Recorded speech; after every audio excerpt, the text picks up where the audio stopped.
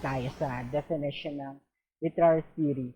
Okay, so what is literary theory all about? So, as we discussed with the literary criticism, I will already mention to you some of the literary theories. So, may I ask nga anyone who can uh, enumerate literary theories that you had already read, or yung mga familiar kayo. I'm sure na when you were in high school, I think some of the literary theories were already mentioned. Anyone? Hmm? Permission to speak, sir. Okay, yes, Russell. Okay. So some of the literary thesis theory that I know are deconstructionism, feminism, Marxism, uh, new criticism, formalism, and psychological criticism. Psychological. Okay. That's all. Yan. So, halos lahat yun mention natin, but there are some that we still need to mention. Kaya nga, katulad na binanggit natin, as we go through with the development of literary criticism as a discipline or as a field of study, marami at marami mga nadadagdag. At ang pinakang recent nga dyan is more of uh, gender theories, mga may kinalaman sa gender. Kasi di ba when we talk of feminism, we are only looking at the women, how women were portrayed. Paano naman yung mga lalaki? Paano naman yung mga LGBTQ community? How are they being portrayed? What are the lenses that we have to look at if we are going to deal with this other gender? So that is why in the 20th century there is an inclusion of theories that are related to gender studies. Yung mga gender studies, yun na, doon nag-ugat hanggang sa magkaroon ng theories that are pertaining to gender. Okay? So, isa rin sa mga development. Okay? So, the term theory comes from the Greek theoria, which means alerts us to the partial nature of theoretical approaches to literature. Kasi sinabi natin yung theoretical approaches because we will be using this literary theories as an approach. Ang term na ginagamit lagi natin dyan when we are using it in research, lens. Ano ba ang lens? Lente, parang camera. So, kumbaga, sinisipat natin yung isang literatura gamit ang isang lente. Ang lente na ginagamit natin at tinatawag natin theoretical lens ay itong mga literary theories. Sila rin, ang tawag rin natin sa kanila ay theoretical approaches. Okay? So, halimbawa, gusto mong pag-aralan mga kababaihan, then go for feminism. Gusto mong himay-himayin ang bawat elemento ng isang tula ng isang kilalang manunulat sa panahong 20th century, pinag-aralan mo yung isang collection. Let's say halimbawa si Pearl, isa na siyang sikat na manunulat at meron siyang mga sinulat ng mga tula. So gusto pag-aralan, ano ba yung estilo ni Pearl kapag siya ay nagsusulat ng tula? So pinag-aralan mo ngayon yung kanyang mga elemento ng tula. Yung kanyang rhyme, yung kanyang tone, yung kanyang imagery, etc. etc. So yun yung pinag-aralan mo. So, kapag ganun ginagamit mo, napapaka-formalist ka na. Okay? So, kaya di ba during your literature class, you have the discussion on the different elements of literature. What are the different elements of poetry? What are the different elements of prose?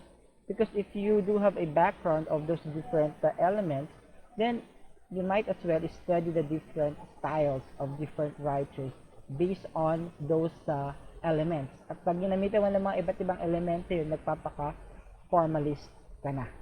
Okay? So, yun yung sinasabi natin mga lente. Tinitingnan mo siya sa ibang pagsipat. Yung example nga natin nakaraan, di ba? Psychosexual analysis ang ginamit natin. Although, kayo may mga iba't ibang mga teoryang tiningnan, unconsciously, meron kayong iba't ibang mga teoryang tiningnan doon. Okay? So, teorya indicates a view or perspective of the Greek stage.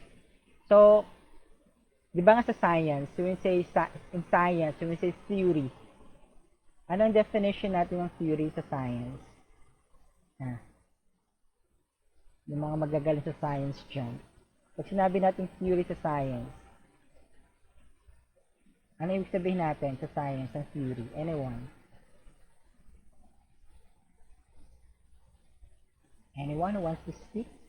Sir, permission to speak. Sige, sige, Russell.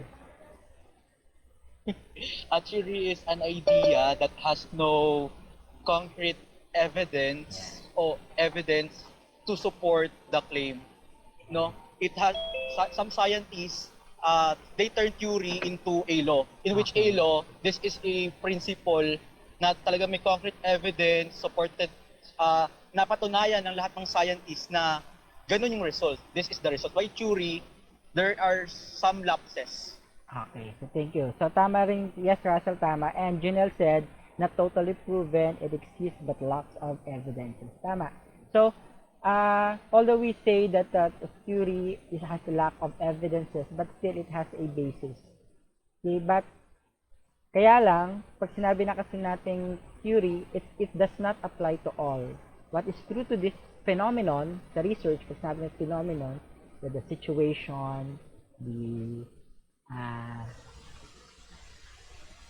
the situation or the event is what we call phenomenon in research.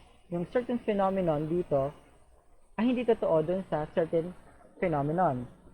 Okay, so magkakaiba-iba, which is unlike, kaya may tinatawag tayong law sa science, di ba? Pag nag-sa science, kapag tawag natin law, may evidence na halimbawa ay the law of inertia, the law of gravity. Kasi, napatunayan na when you throw an object up in the air, it falls down.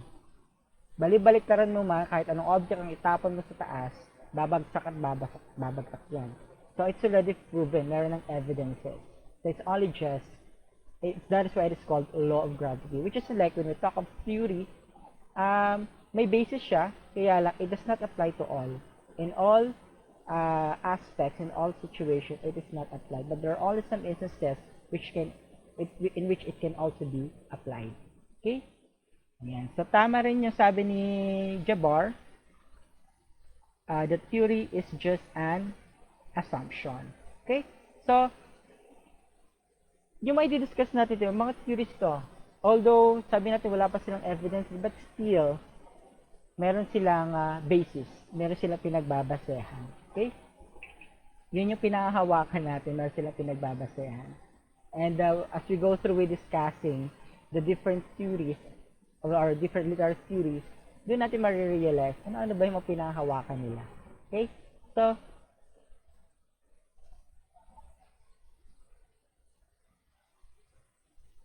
now, literary theory refers to any principles derived from internal analysis of literary text or from knowledge external to the text that can be applied in multiple interpretive situations. I take note of internal analysis of literary texts and also multiple interpretive situations. So when we talk of internal analysis of literary text, we are looking at the literature itself. The literature itself. Yung mismong content ng literature. And then, after we analyze the content of the literary text, we will go beyond it. Yun yung tinatawag nating external to the text. And when we say external to the text, that is when we achieve multiple interpretive situations. Kaya nga 'di ba, yung example natin ng nakaraan, nung tinanong ko sa inyong videos, iba-iba kayo ng interpretation doon sa main characters. Kasi nga, iba-ibang unconsciously, iba-ibang lente ang tinitingnan ninyo. Kaya kayo, kapag kayo ay gagamit ng isang literary theory at meron kayong naisip na pag-aralang literature, dapat at first, aware kayo sa buong content ng isang literary work. Kailangang babasahin sila ng babasahin at uunawain ng uunawain. At mula doon sa pagkakaunawa niyo, ano bang magandang lente ang magandang gamitin dito? So nakita mo, oh, mayroon palang power struggle. Eh, di napaka-Marxist ako. Parang gusto kong pag-aralan yung buong literary works ni Maya Angelou, kung paano niya ba tiningnan kung paano ba sinusulat ni Maya Angelou yung kanyang mga tula. Hindi nagpapaka-formalista. Gusto kong tingnan yung kung paano ipakita yung different symbolisms doon sa isang literature. Maraming mga symbols akong nakikita na pwedeng pagkunan ng mga magagandang idea, mga magagandang konsepto. Sige, gagamitin ko si Carl Jung. Magpapaka-Jungian ako. Gagamitan ko ng psychoanalytic. Okay? So, kung gusto mo lang pag-aralan yung papaano tinitimbang ng isang tao ang isang desisyon base sa kanyang ego and super ego, sige, gagamitin ko ulit si Freud. Okay? So, tinitingnan mo, pagkatapos mong basahin yun, nagkakaroon ka ng idea, ano kaya ang gusto kong gamitin dito? So, nagkakaroon ka ng iba't ibang interpretations doon. Pero, tingnan mo yung mas dominant doon sa isang literature. Hindi lang dahil gusto mong gamitin yung formalism, hindi magpapaka-formalism ka na. Hindi lang dahil gusto mo at favorite mo ang feminism, magpapaka-feminism ka na. So, tingnan mo rin yung overall context ng isang literature at doon, out from that, nakita mo yung dominant na situations na gusto mong interpret. That is when you will decide on which literary theory that you will be using. Okay? So, bagaman masasabi natin na may iba't ibang mga literary theories, may iba-iba ring mga perspektibo ang bawat mga theories. Okay, di ba nga kapag kayo nag-aaral ng mga theories sa education, halimbawa constructivism, hindi lang naman yung si Bruner, marami sila. Okay? So, parang ganun din sa literary theory. Hindi lang sila nag-iisa doon sa isang theory, marami sila mga theories na nakapag-contribute on the development of those theories. Ano naman itong sinasabi ni Yes, Janelle, favorite ko yung Cage Bird. Yan, si Maya Angelou yun, Cage Bird. Okay. Next. Okay.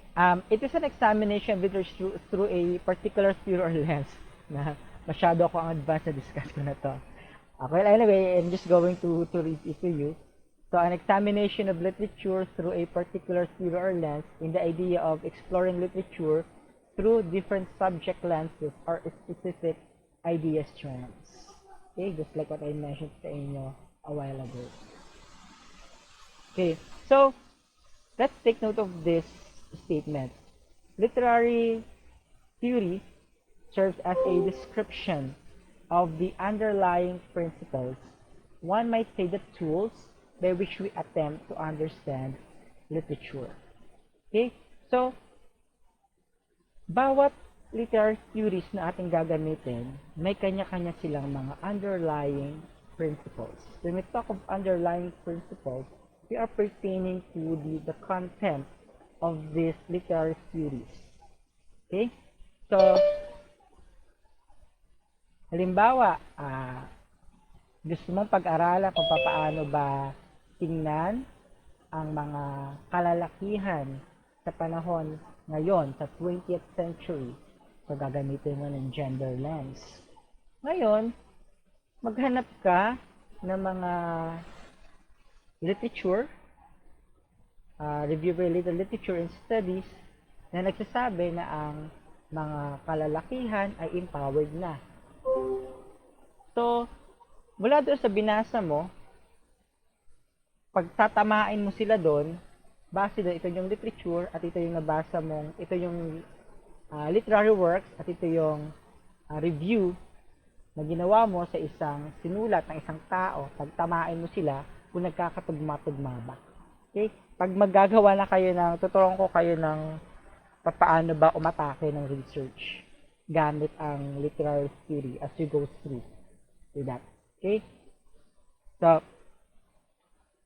and with that, kasi ako tinitingnan ko lagi ang literary criticism from a perspective of not only just analyzing a literary work and looking at it from the perspective of a potential avenue to do research. Because being an English major student like you, there is a need for you to also understand the nature of doing research while using the different literary theories. Okay? So, napakahalaga nito kasi para hindi nyo lang basta sabihin na ah, mas binibigyan ng literary works ng importansya ng isang author ng importansya ang mga kababaihan. At least yung sinasabi niyo it is research based. Okay? So, literary theory is simply the term used for a particular way. One, reading and viewing text.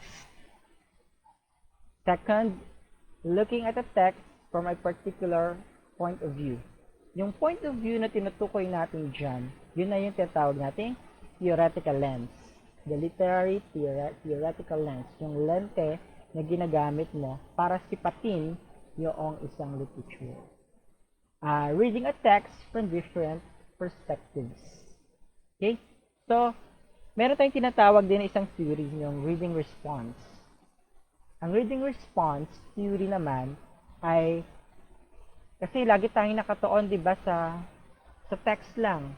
Lagi tayong nakatuon sa text. Ngayon, tingnan naman natin kung ano yung sinasabi ng mga mambabasa.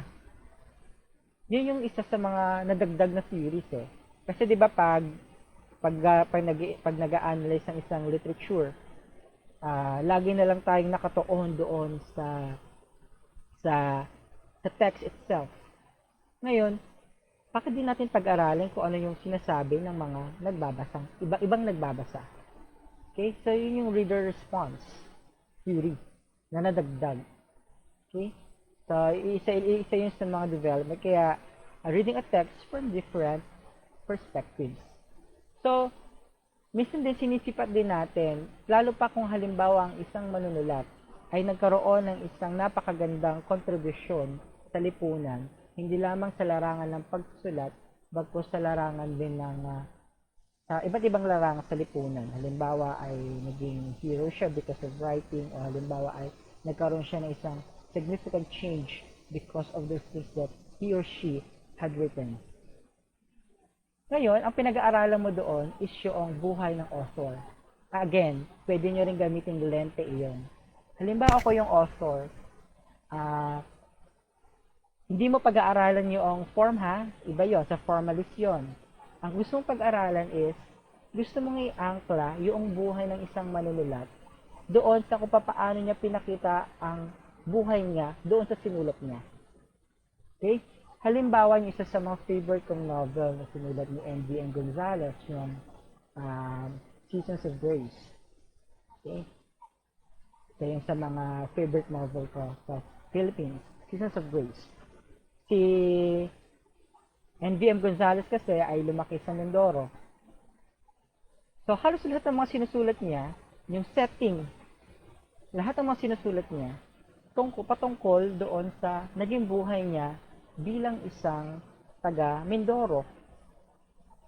So, gumagamit ka ngayon ng isang theory na may kinalaman sa author himself. If you would like to do that, may pagka-historicism yun, new historicism, kung tawagin natin. It's not the history itself, but it's the history of the life of the author himself.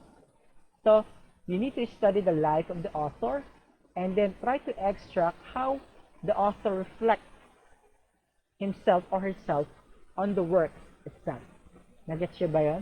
So, pinag-aralan mo yung buhay ng author, pagkatapos, tinignan mo, ano ba yung pinapakita niyang buhay niya mismo doon sa mga sinulat niya. Although ginamit niya ang ibang characters. Isa sa mga buhay na patunay dyan ay yung mga ginawa ni Jane Austen. Mula doon, kung nabasa niyo yung kanyang Pride and Prejudice, at yung kanyang, hugutin ko yung pinagyayabang ng libro niya. Dito lang sa aking mini life. Ayan. Ayan. Yung kanyang Sense and Sensibility na book. Kung babasahin itong Sense and Sensibility niya na book, pati yung kanyang Pride and Prejudice, at basahin niyo yung buhay ni Jane Austen, makikita nyo, yung buhay pala ng main characters doon sa Pride and Prejudice is similar sa buhay ni Jane Austen. So, ayun.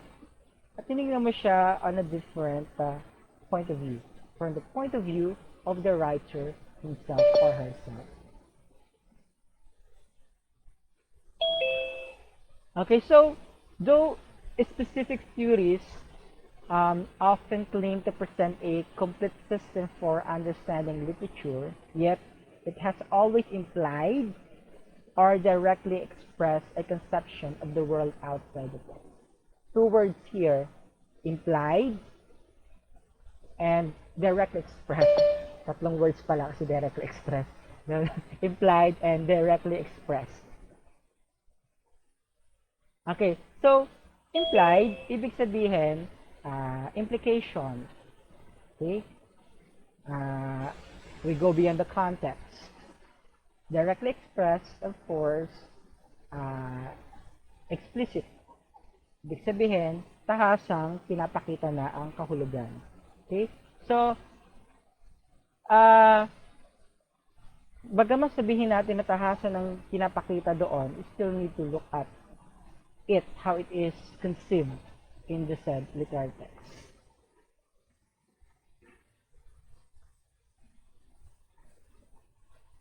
Okay, so what does a literary theorist did or does?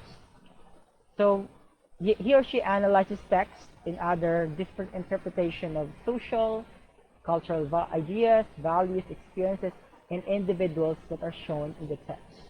Pero katulad ng binanggit ko kanina,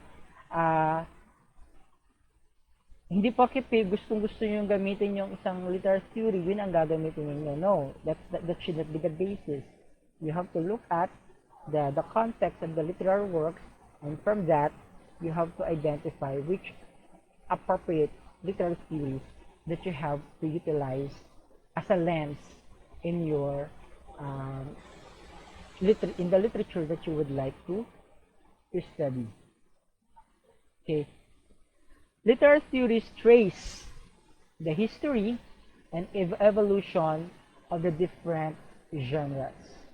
So, ito yung ginagawa ng mga literary theories. Halimbawa, yung tinuligsa ni Plato at saka ni Aristotle, yung tinuligsa ni Plato ang kanyang literary works that time. Kasi when I say literature during the ancient period, we are talking of poetry. Kung paano niya tinuligsa ang isang poetry during the ancient period. Yung sinasabi niya na the absolute maker of everything is God. May pagka-philosophical kasi siya, but I'm not going to discuss it further kasi we do a separate discussion on it. Basta, I'm just giving you the idea na isa si Plato na tumuligsa doon sa poetry during the ancient time. However, his student Aristotle, hi Pearl, may patutok ng electric concept. Ay, sorry po. Sorry. Okay. Wala na pindot. Anyway, Pearl. Okay lang, Pearl. Okay. So, just like what I mentioned, first the history and evolution of different genres. Kaya ginamit ang narrative, dramatic, and lyric. Yan ay mga poetry. Kasi tinitingnan ko ito sa panahon ng ancient time ni Plato at saka ni Aristotle na magkasalungat silang dalawa. Pero as we go through discussing Plato and Aristotle in our next discussion, we will try to reconcile kung saan sila nagkakasundo at saan sila hindi nagkakasundo when it comes to literature. Just like si Plato, nagbanggit siya ng history, kung paano ba nabuo ang isang literary works, just like yung kay Homer. Yeah, isa yun sa mga in-evaluate or in-analyze ni Plato. Okay, so in addition to the more recent emergence of the novel and short story, kasi nauna talaga pag pag-aaralan yung history ng literature, nauna talaga ang mga poetry. Later na lang nasunod or na-develop nag-emerge ang novel at saka short story. Pero halos magkasunuran ang poetry at ang drama. Okay? Kasi meron tayong dramatic poetry. Okay? So, while also investigating the importance of formal elements of literary structure. Okay, kaya dapat kapag kayo nag-aaral ng literature, it's very relevant as well that we always have to go back on the different elements of literature, because with that you will understand the literary structure. And the mere fact na prose and poetry are two different forms, they too have their different literary structure. Okay? Yung isang poetry na nga lang, iba-iba pa rin ang mga struktura. Paano ba sinusulat ang narratibo, ang dramatic at ang lyric, kailan ba sinasabi na siya ay lyrical, kailan ba natin sinasabi na siya ay dramatic poetry, kailan ba natin sinasabi na siya ay narrative, okay? Paano bang narrative ay naging epic, okay? Paano ba ang dramatic naging drama itself, why is it lyric is intended to be sung, how is it different from a song, di ba? So, meron tayong mga ganong mga tinitingang lente. Okay? So, you really need to understand those literary structures. So, it is literary theory that formulates one, the relationships between author and the work. Ito yung nabanggit ko sa inyo kanina na you can also study certain literature based on the life of the author himself, because you really need to look at their relationship. Kaya nagkaroon ng another theory na may kinalaman sa life ng isang author. Sa film, ang tawag namin sa film yun is auteur.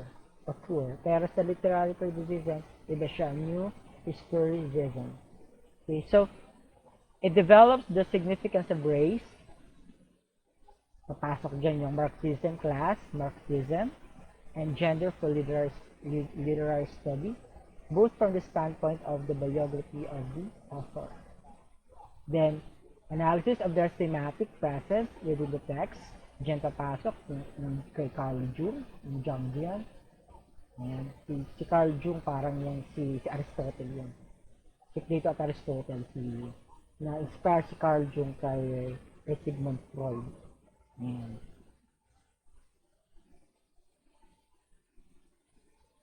Okay, so literary theory in recent years has sought to explain the degree to which the text is more the product of a culture than an individual author, and in turn, how those texts help to create the culture.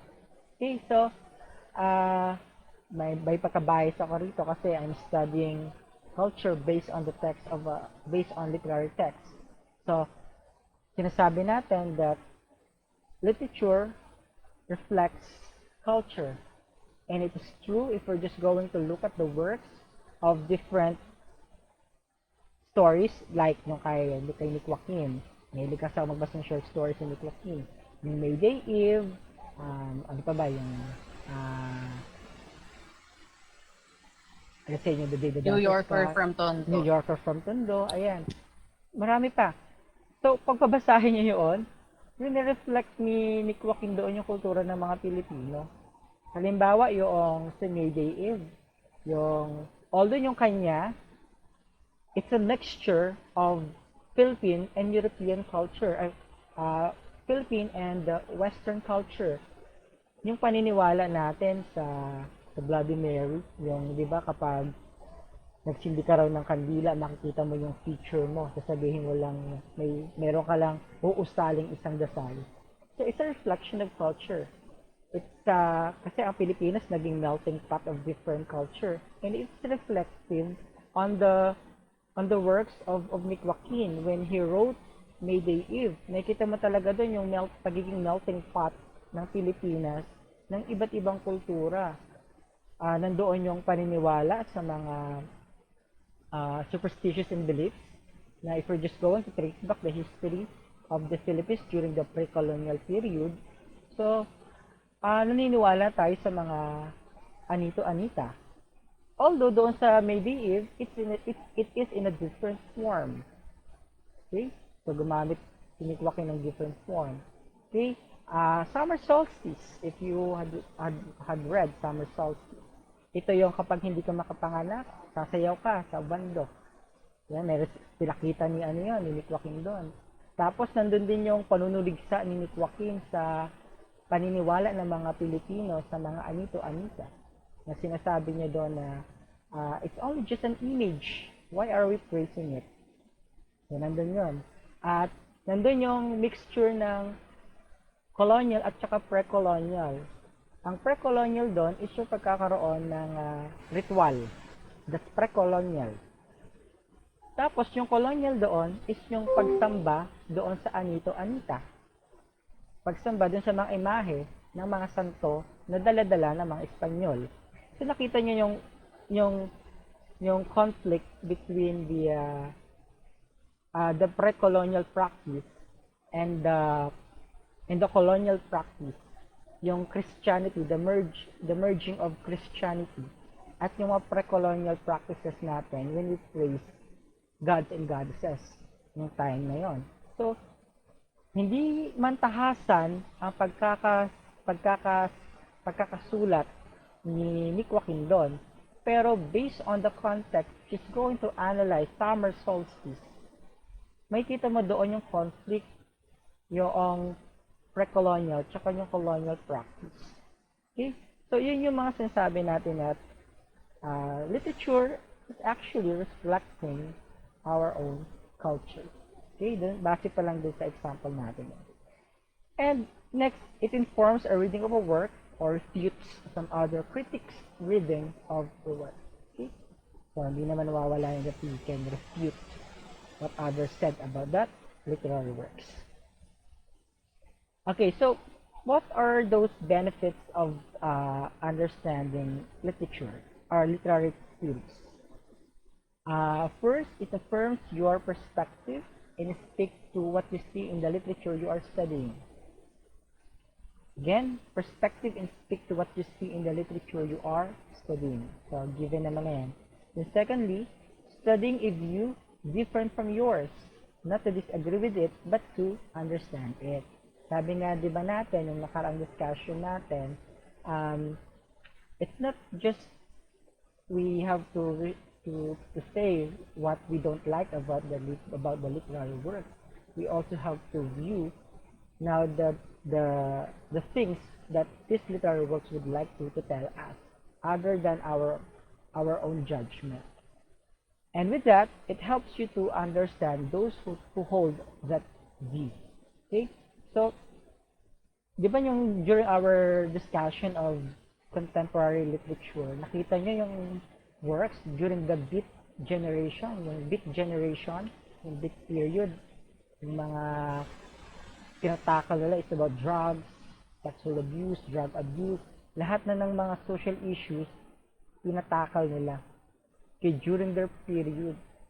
Okay, tapos we are questioning, bakit ganito magsulat ang mga tao ito? Bakit ganon? I remember some of you would refute about bakit ganito sila magsulat ang didilim, ang dark. But if we're just going to be affected by our biases of our own feelings towards those literary works, then we might not be able to understand them. But studying the lives of this author, we realize na meron pala silang pinaghuhugutan, meron silang pinaglalaban, na this is their own story, those are their own experiences, and those are the things that they learned from their lives, and they reflected those experiences on their literary works. And their primary purpose why they would like to write those topics na masyadong madidilim is because they want us to also reflect on our own, for us to realize that what they did is wrong, na mali ito sa ganitong lipunan. Okay? Sila mismo nyo tumulugsa doon sa mali nilang nagawa. Okay? It is a learning experiences for them. So, yun yung kahalagahan kaya kapag nag-aaral kayo ng literature is you really need to go back on the lives of the author para maunawaan natin bakit ba nila sinusulat ito. Ano bang meron dito at ito yung mga gusto nilang isulat. Okay? So again, it helps you understand those who hold that view. Then, studying a work from more than one view gives you a deeper understanding of the author's work and a better appreciation for the richness of it. So you should not only rely on one's views when studying a literature. Okay? Pag sinabi nating views, ah, hindi naman natin sinasabi na saktong-saktong feminist theory ang gagamitin mo. No. You really need to look for another references. Let's say, other studies na may kinalaman doon na pwede mong i-angkla doon sa iyong binasa. Okay? So, just for us to avoid our own bias of the interpretation of text. Halimbawa, may binasa kang literary works kung paano tratuhin ng babae at lalaki at gusto mong pag-aralan yun. So, ginawa mo, gusto mong tingnan din ito sa kasalukuyang nararanasan ng Pilipinas. So, magbasa ka ng mga readings about violence against women at inangkla mo doon sa binabasa mo. That will make your analysis richer. Okay? Tapos, bukod pa dun sa mga theories na ginagamit. Yan, may pahaging sa paggawa ng research yan. Okay, so the following are the importance of literary theories. After all, we have mentioned of the concepts or the concepts of literary theory. So these are their importance. First, it provides some general guidelines to help us how to analyze, deconstruct, interpret, and evaluate. So basically, pertaining to the different functions of literary criticism, and provides us different ways to dissect written works. Okay? So, kapag meron na kayong nakitang appropriate na literary theory sa inyo, then pwede din yun ang gagamitin nyo sa pagdadissect. Halimbawa, psychoanalytic. Psychoanalytic kasi may framework na eh. Mas madali ang psychoanalytic. Meron siyang framework. Balikan nyo lang yung napag-aralan nyo about psychoanalytic theory ni Freud. Dun sa psychology mismo, di ba may siyang id, ego, at superego. Anong alin pinagkaiba ng tatlo? Yung id, wants, desire. Id. Anong alin yung id? Hoy, parang hindi kayo foundation. Id, Id, sir, is the urge. yung sa urge, yung wants, yung desire. Yeah. Ayan yung ego, yung wants. Ego is the want. Yung wants. Yung And the gusto. super ego is the subconscious. The subconscious. Ayan. Yeah. Ayan, subconscious siya. So, di ba nga, sabi ni Freud, the mind of the human mind is like an iceberg. We see the tip of the iceberg, but going down dun sa iceberg, maraming nakatago.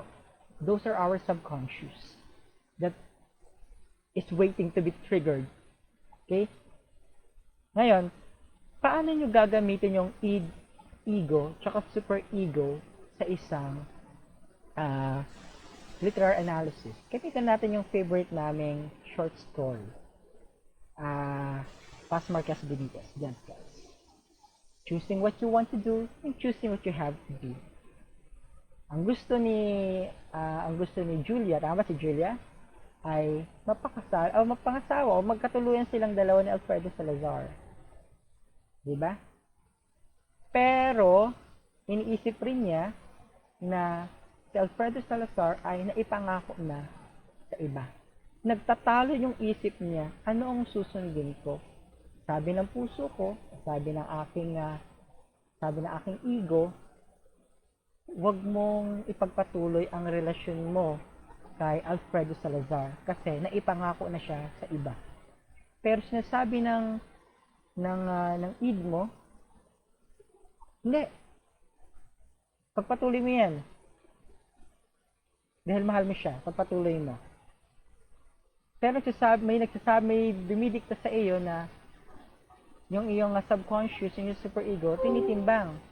Sige ka, kapag pinagpatuloy mo yung relasyon mo kay Alfredo Salazar, masisira ka sa pamilya nila Esperanza.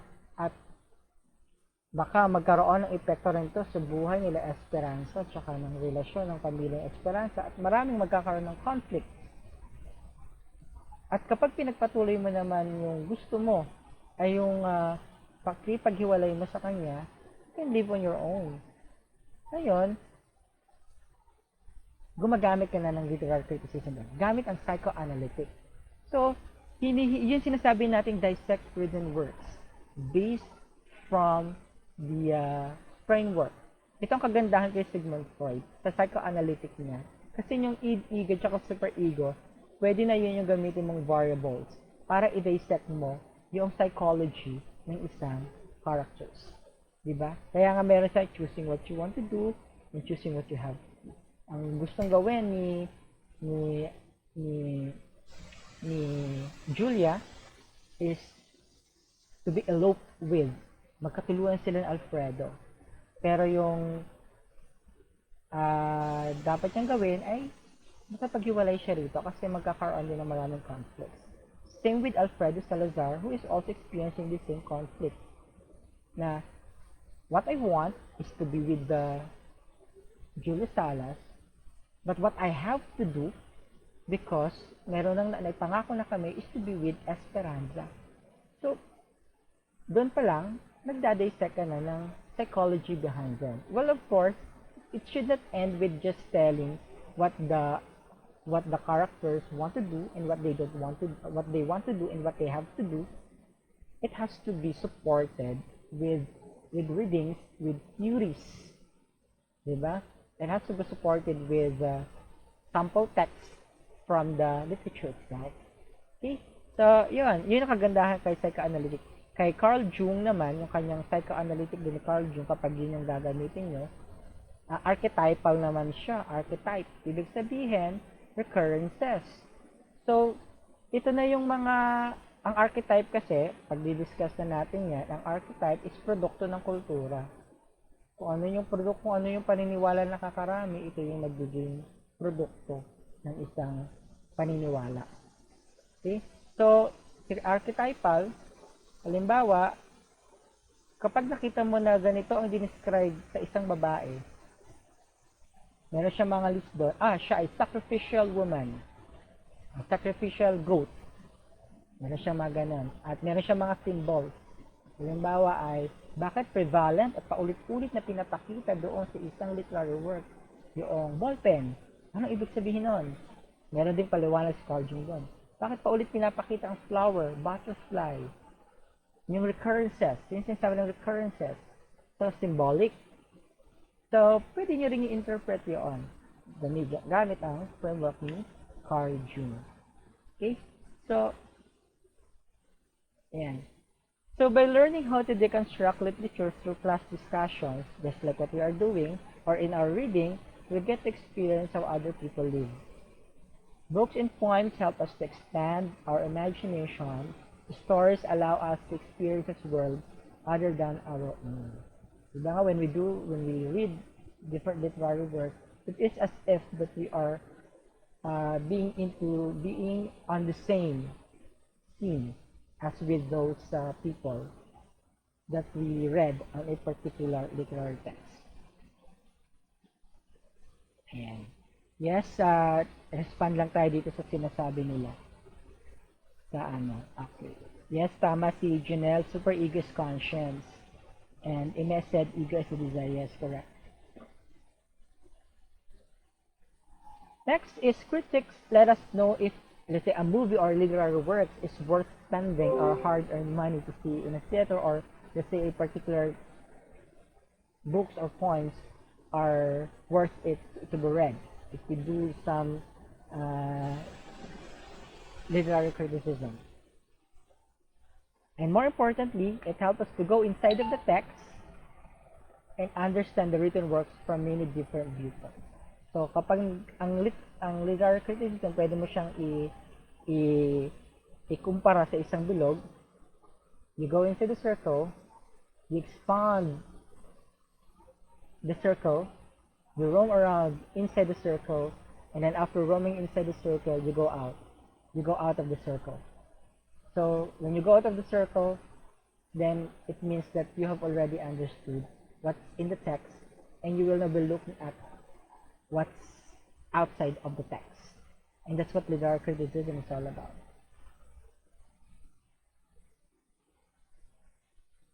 Okay, so there are literary theory categories, which are certainly not exhaustive, nor are they mutually exclusive, but they represent the major trends in literary theory of this century. Okay? Yung kay Plato kasi tsaka kay Aristotle, napaka-exhausting pag-aralan. Napaka-philosophical. Pero, ang kagandahan sa inyo, since meron kayong background sa psychoanalytic, makakasunod kayo kay Freud. May background kayo sa different literary elements, makakasunod kayo sa formalism. Okay? Yun yung kagandahan din, kaya hindi sila masyadong exhausting na pag-aralan pa. Okay, so these are the different trends of literary theories that we will be discussing. Formalism, neo-criticism, neo-Aristotelian criticism. Okay? Ayan, yung psychoanalytic criticism ni Sigmund Freud at yung Jungian criticism ni Carl Jung. Of course, we have Marxist criticism, the powerful and the powerless. Ito yung sinasabi ko yung reader response criticism, what are the readers say about the literary text. And then we also have structuralism, semiotics, yung kay Saussure. Pag-aaralan natin yan. More on symbolism yan. Post-structuralism or deconstruction, neo-historicism, and cultural studies. Post-colonial criticism, feminist criticism, gender or queer studies. Ito yung pinakabago, gender or queer studies. 1970s pa siya, pero actually, na-popularize ito lang 20th century. Although matagal lang mayroong gender and queer studies na nag-exist. Okay? So, hindi naman lahat yan pag-aaralan natin. Dito halimbawa, formalism, psychoanalytic, Marxist, reader response, semiotics, historicism, feminist, tsaka gender. Commonly, yun yung mga pag-aaralan, hihimay-himayin natin kung paano ba natin sila magagamit in preparing you if you would like to pursue a research studies